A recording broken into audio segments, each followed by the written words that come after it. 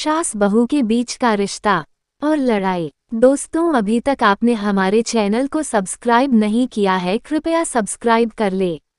सुनंदा अपने पिता की इकलौती बेटी थी। नाम के मुताबिक से देखने में भी बहुत सुंदर थी। जब वह अपने ससुराल गई तो उसे उसके मुताबिक ही सब कुछ मिला। किंतु आजकल की लड़कियों को अधिक टोकना, समझाना और अपने मन के मुताबिक चलाना सासू माँ को अब कहाँ रह गया है।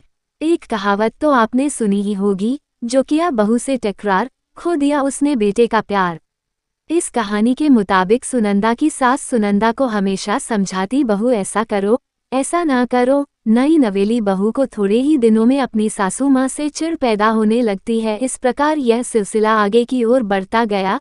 एक दिन सुनंदा के घर कुछ मेहमान आने वाले थे।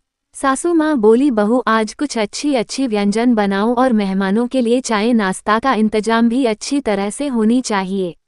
बस अब क्या था, इतना सुनते ही सुनंदा पूरे गुस्से से लाल हो गई।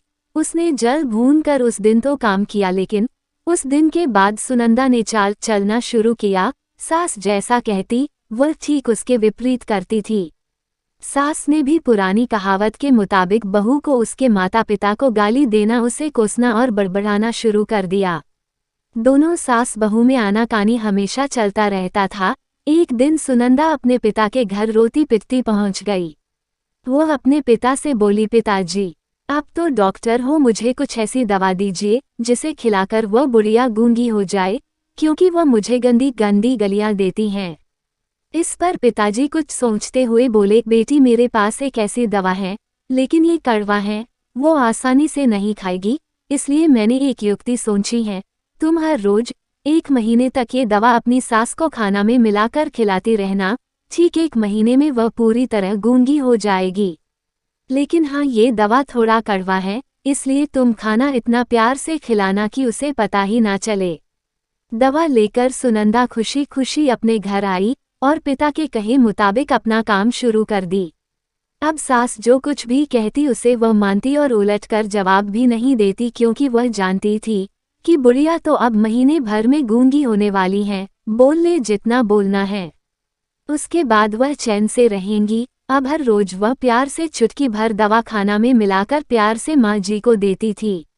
माँ भी समझती शायद इसके माता पिता ने इसे समझाया बुझाया है, इसलिए ये लड़ना झगड़ना बंद कर दी हैं।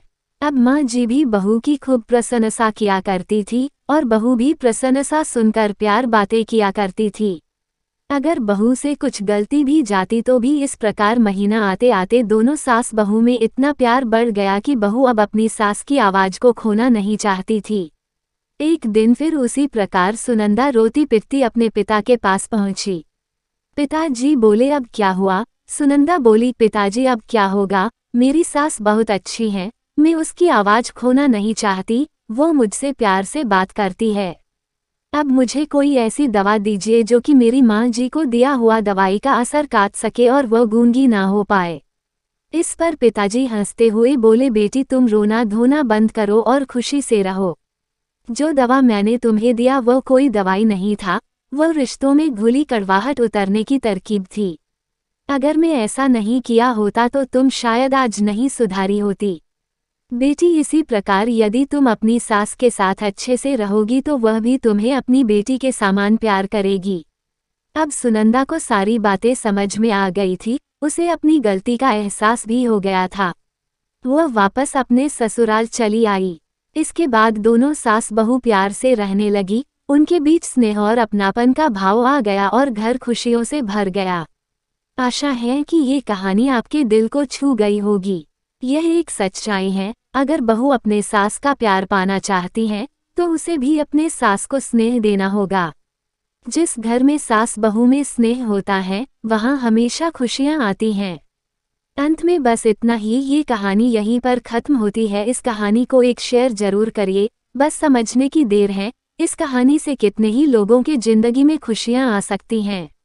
और हमारे चैनल को सब्सक्राइब कर ले ताकि आपको ऐसी ही मज़ेदार कहानियाँ और भी सुनने को मिलती रहे।